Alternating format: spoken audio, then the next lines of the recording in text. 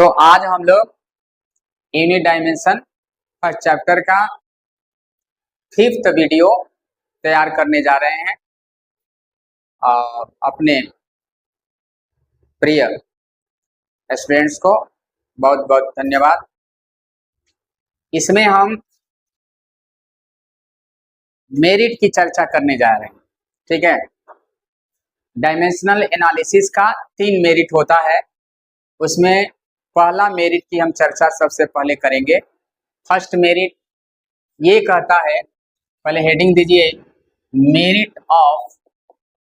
Merits of dimensional analysis. Dimensional analysis की merit के बारे में हम चर्चा करेंगे। पहला मेरिट ये कहता है, first merit in checking of a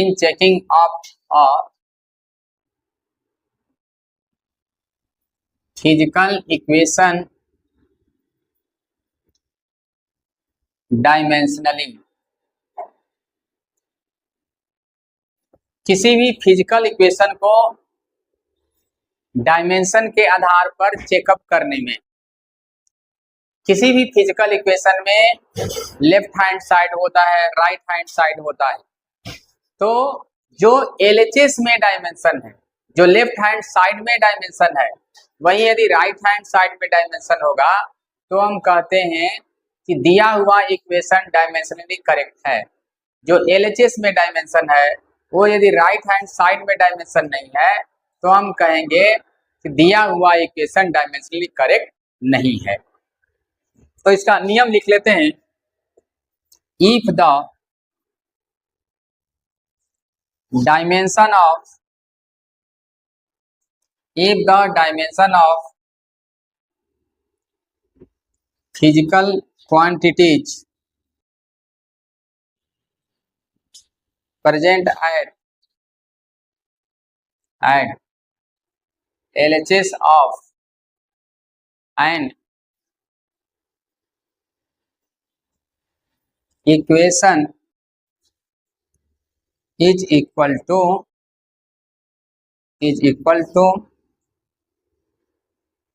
dimension of physical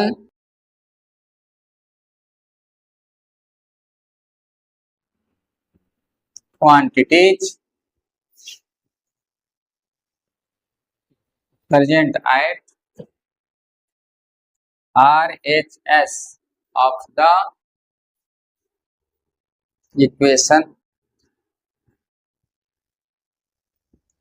If the dimension of physical quantities present at LHS of an equation is equal to dimension of physical quantities present at RHS of the equation, then we say that the given equation is dimensionally correct.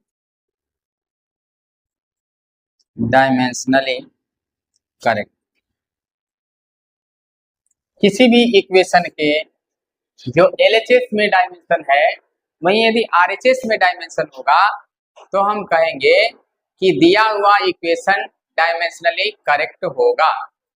दिया हुआ equation dimensionally correct होगा। जैसे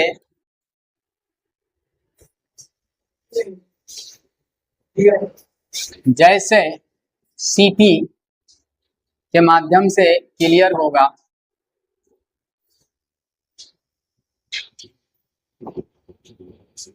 Check up the following equation dimensionally. Check up the following equation dimensionally.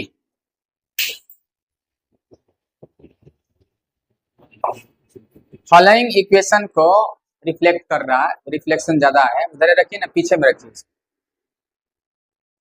S is equal to U T plus half A T square, जहां S distance है, T time है, U velocity है,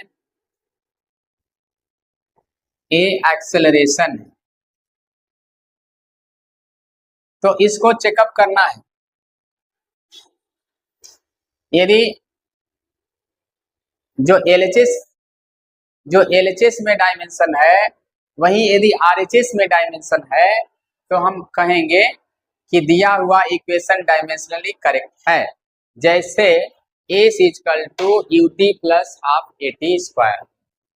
अब देखिए एलएचएस में क्या है भाई, एस है। एस क्या है, डिस्टेंस है। तो डिस्टेंस क्या होता है, 7 फंडामेंटल में डिस्टेंस क्या होगा, डिस्टेंस लेंथ होगा। तो एलएचएस में लेंथ का एल, आरएचएस में देखिए यू क्या है, वेलोसिटी है, तो वेलोसिटी का डायमेंशन क्या होता है, L T minus one time का टी प्लस, और देखिए नंबर का कोई डायमेंशन नहीं होता है, एक्सेलरेशन है, एक्सेलरेशन का L T minus two into T two. Base एक रहता है तो पावर जुटता है, L T minus one plus L T minus two plus two equal to L T zero plus L T zero. L plus L बराबर L ही होगा, 10 भी एल रहेगा तो एल ही होगा। तो आप देखते हैं कि जो एलएचएस में डायमेंशन है वही आरएचएस में है। इसका मतलब ये हुआ कि दिया हुआ इक्वेशन डायमेंशनली करेक्ट है, hence the given equation is dimensionally correct। अतः दिया हुआ इक्वेशन डायमेंशनली करेक्ट है। क्या है भाई, S is equal to U T plus half A T square. तो एलएचएस में एस क्या है, डिस्टेंस है, तो डिस्टेंस का क्या हो गया, एल हो गया। तो आरएचएस में भी एल होना चाहिए, यू टी, यू का L T minus one time का टी प्लस एल टी के पावर माइनस टू टी के पावर टू, एल टी के power minus one plus L T के power minus two plus two, यानी L T के power zero plus L T के power zero, L plus L बराबर L. तो देख रहे हैं कि जो एलएचएस में डायमेंशन है वही आरएचएस में है, अतः दिया हुआ इक्वेशन डायमेंशनली करेक्ट है। ये डायमेंशनली देखना है क्योंकि नंबर का कोई डायमेंशन नहीं होता है। Next question,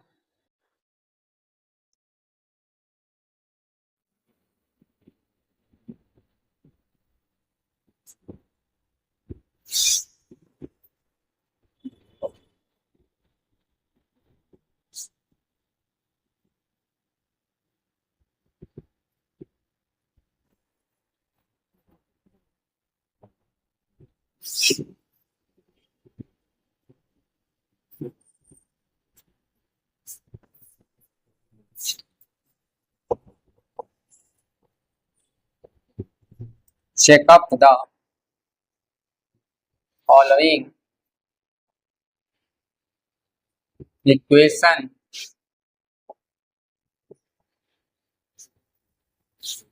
dimensionally। t बराबर 2 pi under root L by T time period है, एल लेंथ है, G acceleration due to gravity,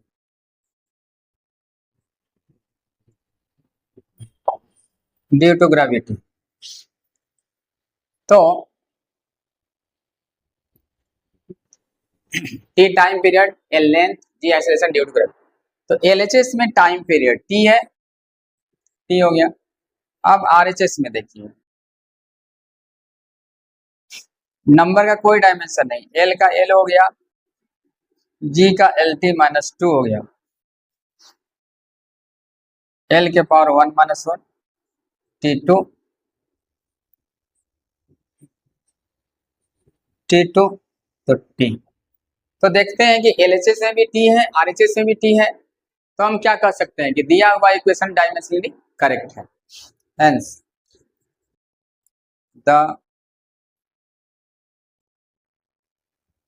the given equation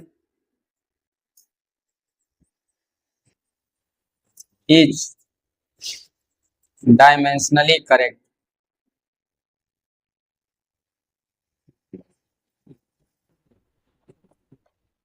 अतः दिया हुआ इक्वेशन डायमेंशनली करेक्ट। इस तरह से हम देखते हैं कि मेरिट वन बहुत आसान है। इसमें यदि आपको डायमेंशन याद रहेगा तो आप चेकअप कर सकते हैं कि दिया हुआ इक्वेशन करेक्ट है कि नहीं है। इससे रिलेटेड एससी वर्मा में बहुत सारा क्वेश्चन दिया है, आप प्रैक्टिस कर सकते हैं। अब इसके बाद हम लोग देखेंगे मेरिट टू की चर्चा करेंगे। मेरिट टू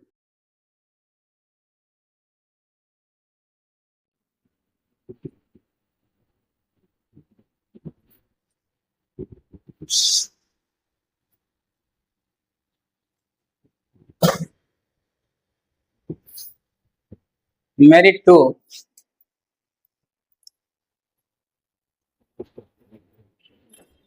मेरिट टू कहता है इन कन्वर्जन ऑफ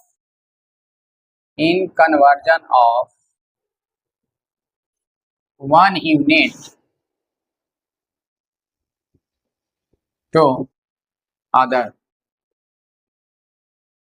एक यूनिट से दूसरे यूनिट में कन्वर्जन करने में। अब देखिए इसका रूल क्या है।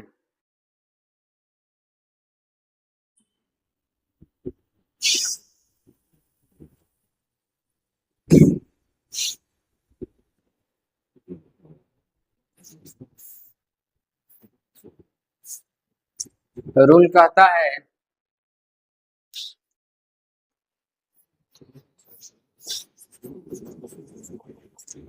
है first of all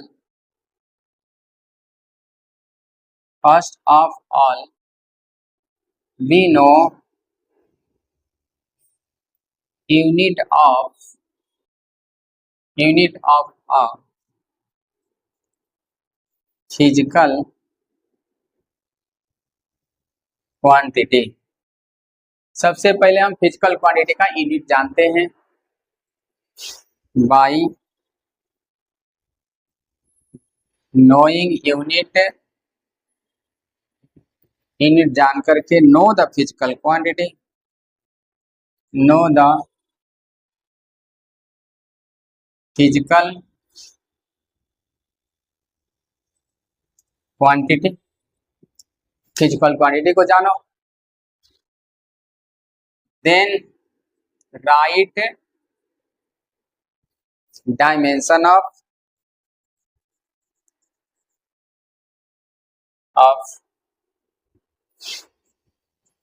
that physical quantity,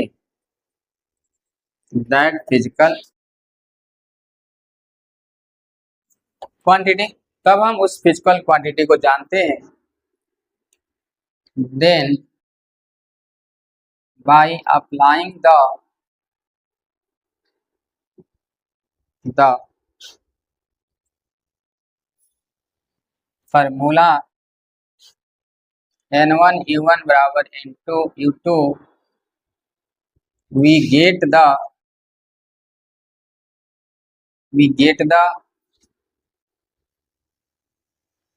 required conversion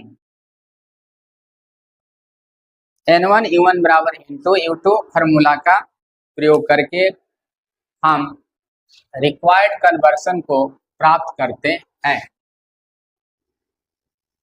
क्या करेंगे? First of all we know unit of a physical quantity. सबसे पहले हम किसी फिजिकल क्वांटिटी के यूनिट को जानते हैं। यूनिट बहुत इंपॉर्टेंट है। यूनिट हमें दो इंफॉर्मेशन देता है। पहला इंफॉर्मेशन ये देता है कि वह कौन सा फिजिकल क्वांटिटी है। दूसरा ये देता है कि उसका एसआई यूनिट है कि सीजीएस है। जैसे न्यूटन, तो न्यूटन से क्या पता चलता है भाई? न्यूटन से ये पता चलता है कि फोर्स है। फोर्स का कैसा यूनिट है? एसआई यूनिट है। तो हम यूनिट जानते हैं। यूनिट जान करके पता चल गया कौन सा फिजिकल क्वांटिटी है, तब हम उसका डायमेंशन लिखते हैं और N1 U1 बराबर N2 U2 फार्मूला में यूज करके कन्वर्जन करते हैं। वेयर जहां N1 क्या है? Where N1 is magnitude of a physical quantity in unit U1 and N2 is magnitude of the same physical quantity in a unit U1 in unit U1।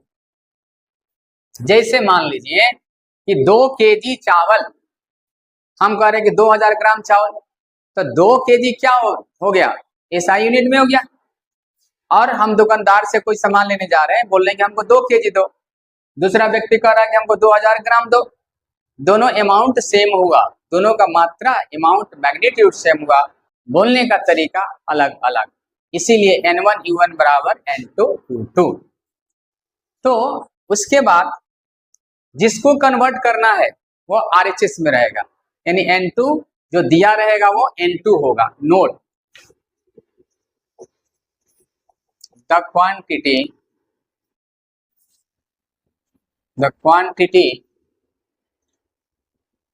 which is to be given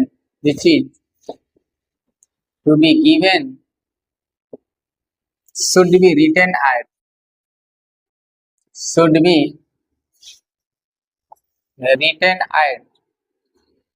RHS of the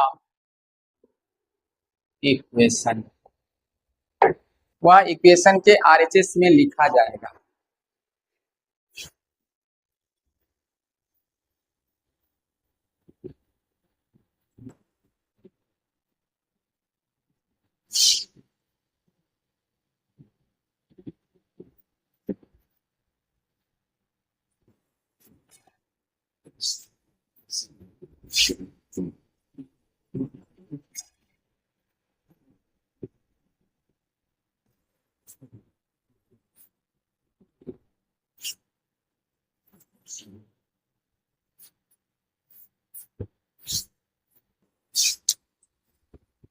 कुछ physical quantity का हम SI unit लिख देते हैं, CGS unit लिख देते हैं, उसके बाद डायमेंशन लिख देते हैं जिसका रिक्वायरमेंट है। यहाँ क्वांटिटी होगा, यहाँ यूनिट एसआई, यहाँ यूनिट सीजीएस, यहाँ डायमेंशन, यहाँ डायमेंशन। एक्सेलरेशन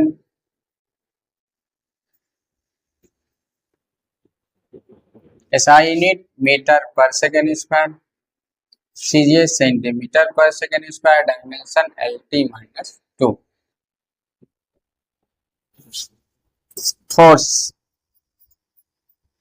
फोर्स का न्यूटन, डाइन ml T-2।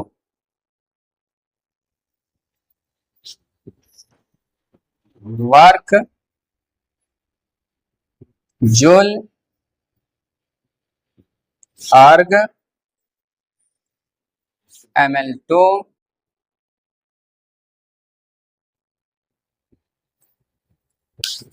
इसके बाद एनर्जी का सेम होगा,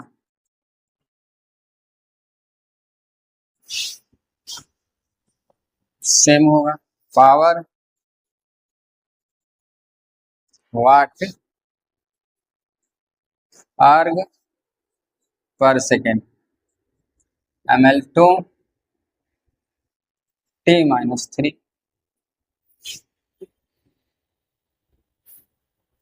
pressure pascal dyne per centimetre square ml-1 T-2। बस इतना का जानना है। एक्सेलरेशन हो गया, एक्सेलरेशन का SI unit metre per second square, CGS centimetre per second square, dimension LT-2। Force का SI unit newton, CGS dyne, dimension ml-T-2। उसके बाद वर्क का SI unit joule, CGS erg, dimension ml2 T-2। Energy SI unit watt, CGS erg per second, dimension ml2 T-3। उसके बाद pressure का pascal SI unit, CGS dyne per centimetre square और dimension ml-1 T-2। अब हम CP करते हैं, CP से concept clear होगा। सीपी का मतलब conceptual problem based on concept.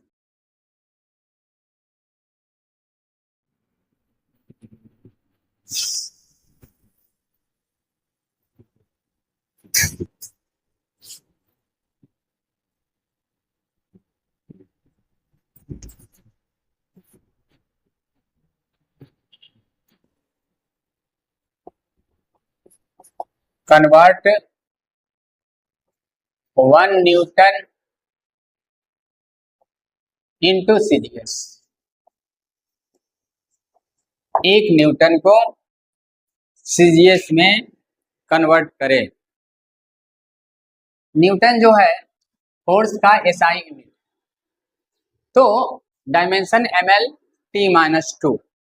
अब हम जो फॉर्मूला बताए हैं N1 बराबर N2 इसी में सेट करेंगे, ठीक है। N1 इंटू, अब U1 के जगह पर क्या लिखेंगे भाई, तो U1 के जगह पर उसका डायमेंशन लिखेंगे, डायमेंशन में 1 कर देंगे, M1 L1 T1-2 N2 M2 L2 T2-2।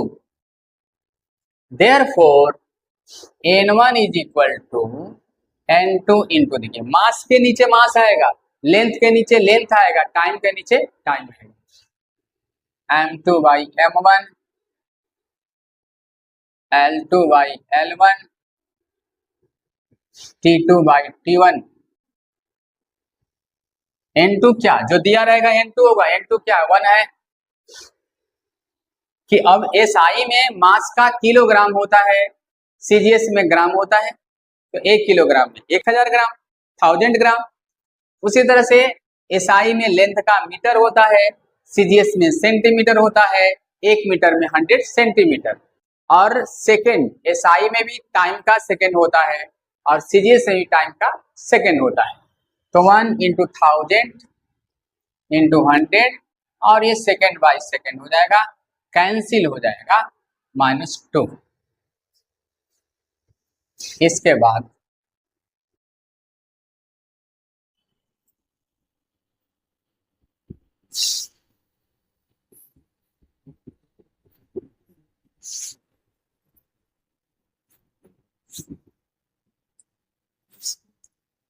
Ten to the power 5 क्या हो जाएगा, डाइन।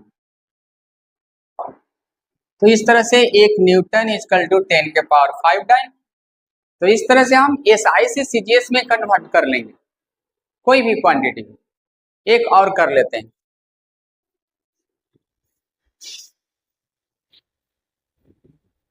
क्वेश्चन है कन्वर्ट